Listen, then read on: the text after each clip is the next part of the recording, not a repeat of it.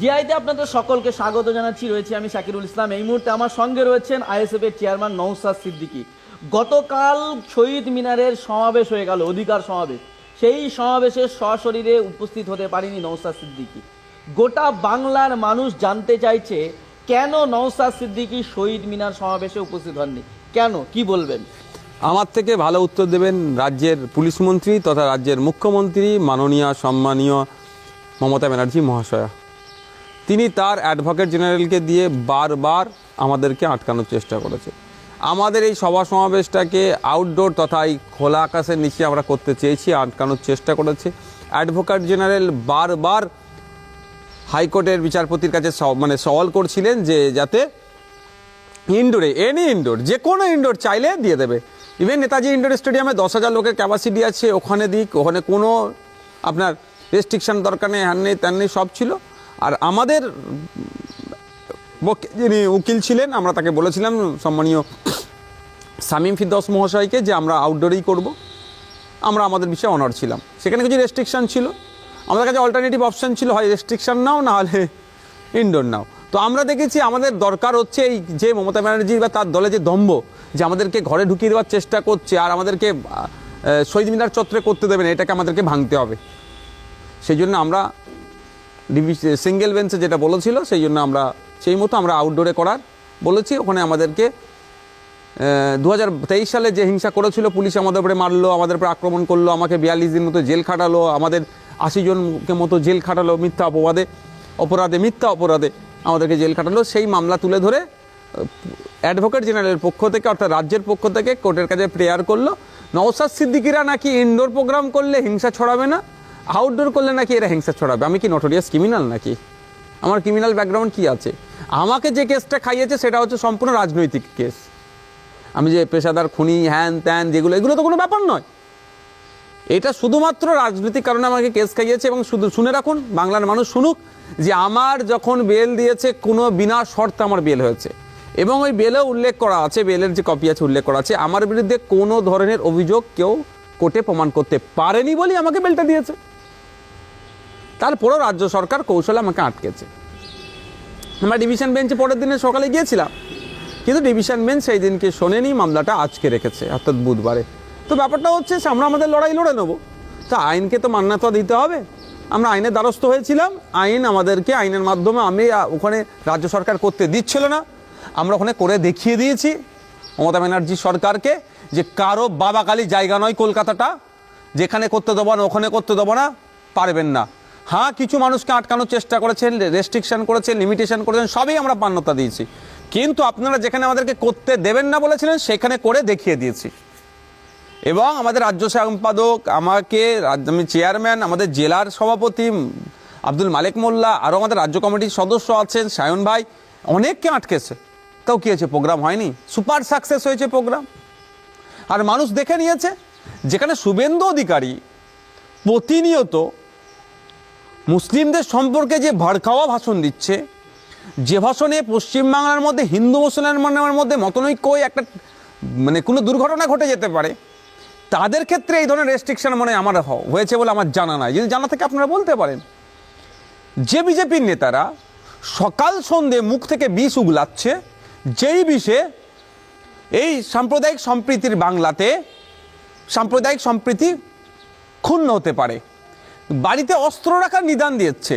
আপনারা জানেন বেলডাঙ্গাতে কয়েকদিন আগেই পানির কানেকশন বা পানিকে কেন্দ্র করে এক যুবক কিন্তু অস্ত্র দিয়ে তার নিকটস্থ আত্মীয় 34 বছরের একজন মহিলাকে খুন করেছে। আবার এই সুকান্ত মজুমদাররা বাড়িতে অস্ত্র রাখার নিদান দিচ্ছে প্রকাশ্যে, অর্থাৎ যে গণহত্যার দিকে রাজ্যকে ঠেলে নিয়ে যাচ্ছে। দেশ তো যাচ্ছেই যাচ্ছে, আমরা দেখতে পাচ্ছি সারা দেশে কি চলছে বিজেপি পরিচালিত রাজ্যগুলোতে, অবিজেপি পরিচালিত রাজ্যগুলোতেও বাংলাতে কি হচ্ছে। এদের বিরুদ্ধে কোনো রেস্ট্রিকশন নাই, এদের বিরুদ্ধে কিছু মামলা নাই, এদেরকে আটকানোর কোনো চিন্তা ভাবনা নাই। নওশাদ সিদ্দিকীকে আটকাতে হবে, বিশ্বজিৎ মাইতিকে আটকাতে হবে, কারণ নওশাদ সিদ্দিকী মুসলমান, বিশ্বজিৎ মাইতি পিছড়ে বর্গের। আর এই যে দলটা তৈরি হয়েছে, দলিত আদিবাসী পিছড়ে বর্গের মুসলমান সহ যারা হিন্দু আছেন, তাদের অধিকারকে সুনিশ্চিত করার। তো তোমরা এই কাজ করতে পারবে না। তোমাদের কাজ হচ্ছে এই সিদ্দিকুল্লাহ চৌধুরীর মতো হও, তোমাদের কাজ হচ্ছে বীরভা হাঁসদা হও, তোমরা কি হবে, ওই দলিত একটা নেতা হও তৃণমূলের শাসকের, অর্থাৎ মমতা ব্যানার্জি বা তার দলের পায়ের নিচে বসে থাকো, যেটা বলবে তোমরা সেটা করো, তাহলে গুড মুসলিম, গুড দলিত, গুড আদিবাসী হবে। আর যখনই কোনো আদিবাসী একটা আওয়াজ তুলবে যে ফিফথ শিডিউল কেন জঙ্গলমহলে বা আদিবাসী এলাকাতে ইমপ্লিমেন্ট হচ্ছে না, Chotanagpur tenancy act, Santhal Pargana tenancy act নিয়ে যখনই একটা আদিবাসী আওয়াজ তুলবে তখন মাওবাদী হয়ে যায়, তারা তখন ব্যাড আদিবাসী হয়ে যায়। যখন দলিত তার অধিকারের কথা বলবে, দলিত যখন তার পিছিয়ে বর্গের হেভি অংশের হিন্দুর নবশূদ্র আপনার মতুয়া দলিতের কথা যখন তারা বলবে, তাদের স্বজাতির কথা যখন বলে, তখন কি হয়, এই সেই বাংলাদেশি ঘুষপেটিয়া বলে তাকে দেখে দেওয়া হচ্ছে। দলিত যখন তার এসসি কোটায় চাকরির কথা বলছে, রিজার্ভেশন ঠিক করে পাচ্ছে না, যখন আওয়াজ তুলবে তাকে দেখে দেওয়া হচ্ছে। আর মুসলমান যখন তার শিক্ষা ব্যবস্থা, তার কর্মসংস্থান, সাচার কমিটির সুপারিশের কথা যখন তুলছে, তখন হয় জঙ্গি বলে দেখে দাও, আর নাহলে প্রশাসনকে কাজে লাগিয়ে মিথ্যা মামলা দিয়ে তাকে দেখে দেওয়ার চেষ্টা করো। আইএসএফ কে এটা হচ্ছে, আইএসএফ একটা প্ল্যাটফর্ম, আইএসএফ একটা প্ল্যাটফর্ম, এই প্ল্যাটফর্মে এসে পারফর্ম করো। আপনার মুসলিম আপনার অধিকারের কথা বলতে পারেন নির্দ্বিধায়, আপনি দলিত আপনার অধিকারের কথা বলতে পারেন, আপনি আদিবাসী আপনার অধিকারের কথা বলতে পারেন, আপনি বিভিন্ন যে সমস্ত লোধা সবর জাতির যাদের উপর অত্যাচার হচ্ছে তাদের অধিকারের কথা বলতে পারেন। এখানে কোনো টিউনিং করার জায়গা নাই। আমরা দেখেছি তো পশ্চিমবাংলার বিধানসভায় 60-এর অধিক এসসি কমিউনিটির বিধায়ক আছে। দুর্ভাগ্যের বিষয়, অনেকের মুখ বুঝে থাকে ফেক এসসি সার্টিফিকেট কেন ইস্যু করা হয়েছে সেটুকু বলতে তারা পারে না। 18টা, 1 মিনিট আমি শেষ আপনি বলবেন, 18টার ওপরে 18টা সম্ভবত এসটি কমিউনিটির বিধায়ক আছে। একবারও মানে তাদের যে দেউচাতে আদিবাসীদেরকে উচ্ছেদ করে প্রমোটারদের বা শিল্পপতিদের পুঁজিপতিদের হাতে ওই জায়গাটা তুলে দিচ্ছে, এই কথা বলার সাহস দেখাতে পারে না অনেকে। দুর্ভাগ্যের বিষয়, সেখানে আইএসএফ প্ল্যাটফর্ম দিচ্ছে। দলিত, আদিবাসী, মুসলমান, পিছড়ে বর্গের সহ মানুষের অত্যাচারের কথা তুমি বলতে পারো এখানে নির্দ্বিধায়। আপনি দলিত, আপনাকে টাইম দেওয়া হচ্ছে 10 মিনিট, আপনি 10 মিনিট দলিত দলিত দলিত দলিত করে চিৎকার করুন, পেছনে কেউ টিউনিং করবে না। আপনি আদিবাসী, আপনাকে 10 মিনিট টাইম বরাদ্দ করা হয়েছে, আপনি 10 মিনিটে আদিবাসীর সমস্যা আদিবাসীর অভিযোগ তুলুন, আপনাকে পিছনে কেউ টিউনিং করবে না। আপনি মুসলমান, আপনাকে বলতে দেওয়া হচ্ছে মাদ্রাসা শিক্ষা নিয়ে, আপনি 10 মিনিট ধরে মাদ্রাসা শিক্ষা বা মুসলমানদের সাথে যে বঞ্চনা হচ্ছে, শিক্ষা, স্বাস্থ্য, কর্মসংস্থানের যে সমস্যা সেটা আপনি বলুন, পেছনে কেউ টিউনিং করবে না। অর্থাৎ আপনাকে এই মঞ্চ দেওয়া হয়েছে, এই মঞ্চ থেকে আপনি আপনার অধিকারের কথা বলবেন। এই জন্যই আইএসএফকে আটকাতে হবে, আইএসএফের লিডারদেরকে আটকাতে হবে। এই জন্য কুচক্রান্ত করেছে। দুর্ভাগ্যের বিষয়, আমরা যে রিলিফ পাওয়ার আশা করেছিলাম ডিভিশনে গিয়ে ওই দিনকে পাইনি, তবে এটা আমরা সুরাহা করব। তবে বাংলার মানুষকে বলবো, দেখুন কারা প্রকৃত মানুষের হয়ে কথা বলছে, আর মমতা ব্যানার্জি কাদেরকে আটকাতে চাইছে আর কাদেরকে জায়গা ছেড়ে দিচ্ছে। আপনাকে আমি জোর গলায় বলছি, শুভেন্দু অধিকারী গিয়ে বিষ উগলাচ্ছে কোথায়, গার্ডেন রিচে। শুভেন্দু অধিকারী যে বিষ উগলাচ্ছে কোথায়, শ্যামপুরে। শুভেন্দু অধিকারী ছুটে চলে যাওয়ার চেষ্টা করছে কোথায়, বিভিন্ন জায়গাতে গিয়ে বিষ উগলাচ্ছে। সেইখানে রাজ্য প্রশাসন স্কট করে নিয়ে যাচ্ছে, সরে যাও, রাস্তা ক্লিয়ার করো। শুভেন্দু বাবু যে এখন বিষ উগলাবে, ওখানে হিন্দু মুসলমান হলেই তৃণমূলের লাভ হবে, বিজেপির লাভ হবে। এরা তো ভাঁড় একটাই, শুধু শুরুম আলাদা এদের। তৃণমূল আর বিজেপি তো আলাদা নয়, ভাঁড় একটাই, শুরুম শুধু আলাদা। কাউন্টার, ক্যাশ কাউন্টার এক জায়গায় মানে যেটা সে জমা হচ্ছে, ব্র্যান্ড একটাই আরএসএস।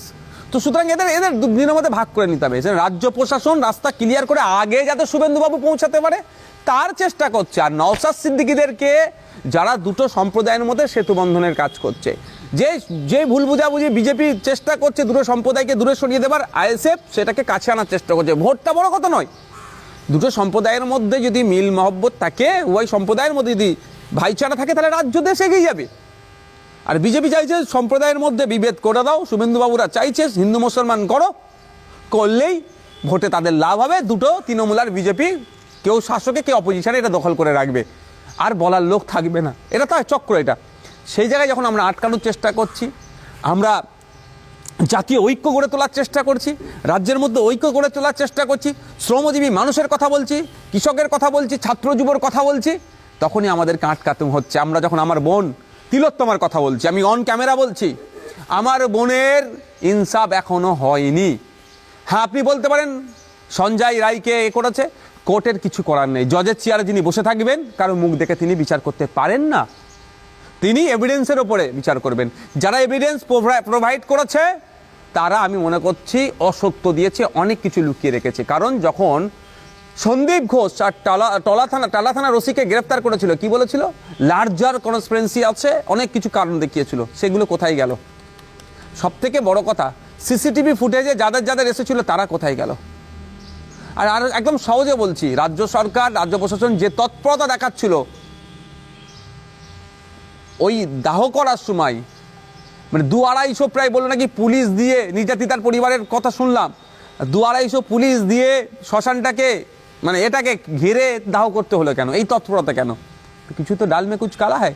তো আমার এই নির্যাতিতা বোনের জন্য আমরা আওয়াজ তুলছি। গতকালকে যে 3000 লোকের আমরা ক্যাপাসিটি করেছিলাম, সেখানে আপনারা দেখেছেন কোর্টের মান্যতা নিয়ে আমরা করেছি। কোর্ট যে গাইডলাইন দিয়েছে, আমাকে যেতে বারণ করেছে, আমি যাইনি, বলেছিল নিজের জুরিডিকশনে থাকতে, সেখানে ছিলাম আমি। তার বাইরে আমাদেরকে যাদেরকে যে নির্দেশনা দিয়েছে তারা আমরা একটাও বাইরে যাইনি। লোক থেকে শুরু করে সবটাই আমরা সেই মধ্যে রেখেছি। ওখানে আমরা দাঁড়িয়ে শপথ করিয়েছি আমরা কি, আমার নির্যাতিতা তিলোত্তমার পরিবারের সাথে আমরা থাকবো যতদিন না ইনসাফ পাচ্ছে। ফলে অসুবিধা হচ্ছে, এই জন্যই নওশাদ সিদ্দিকীকে আটকাও। আমি তো যেতে চাই, আমি যেতে চাইবো না, কিন্তু আমাকে আটকেছে কে? রাজ্য প্রশাসন। একটা কথা বলছি, কারো গায়ে লাগতে পারে, পশ্চিমবাংলার মুসলমানদের আওকাত মমতা ব্যানার্জি বোঝাচ্ছে।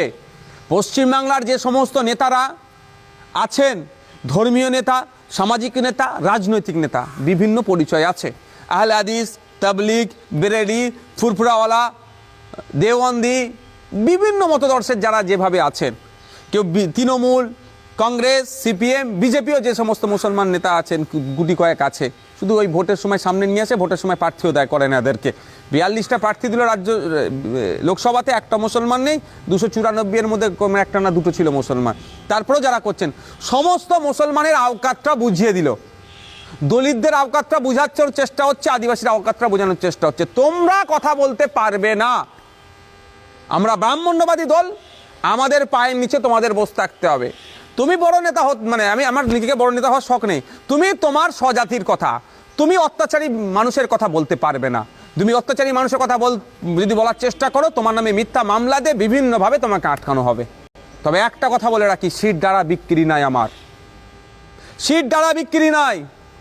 জেলের মধ্যে বসে থাকতে প্রস্তুত আছি আমি, জেলের ভাত খেতে প্রস্তুত আছি আমি, কিন্তু বেইমানির ভাত আমি খাবো না। যাদের জন্য লড়াই করতে নেমেছি সেই বঞ্চিত মানুষকে সাথে আমি বেইমানি করব না।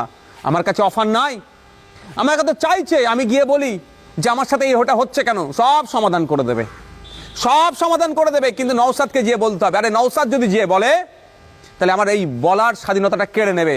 আমার আদিবাসীর উপরে অত্যাচার হলে আমি আর বলতে পারবো না, আমার মুসলমানের উপর অত্যাচার হলে আমি আর বলতে পারবো না, আমার দলিতের উপরে অত্যাচার হলে আমি আর বলতে পারবো না, আমার বাংলার নাগরিকের উপরে অত্যাচার হলে, দেশের কোনো ঘটনা ঘটলে আমার আর বলার স্বাধীনতা থাকবে না। আমার জেলের ভাতটা পছন্দ, বলার স্বাধীনতা থাকতে আমারটা সেই রকমই পছন্দ করি আমি। বলার স্বাধীনতা চলে যাবে, খোলা আকাশে থেকে কিছুই লাভ হবে না।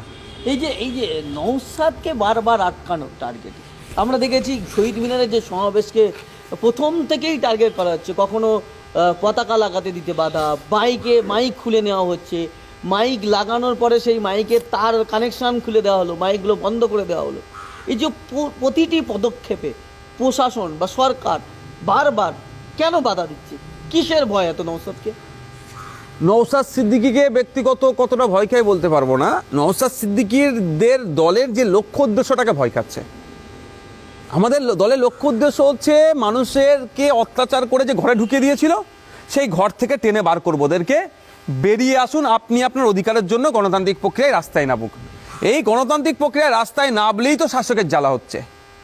আজকে আপনারা বলুন, হাওড়া জেলাতে কত, হাওড়া জেলার গঙ্গার এপার ওপার, মানে অর্থাৎ মেটিয়াপুরও যারা হাওড়া জেলাতে, এমন শয়ে আমি উস্তাগার দেখিয়ে দেবো। একটা সময় যারা 20 জন 25 জন কম করে লোক রেখে কাজ করতো, তারা আজকে টোটো চালাচ্ছে, চায়ের দোকান করেছে, বিরিয়ানির একটা ছোট্ট দোকান করে চলছে।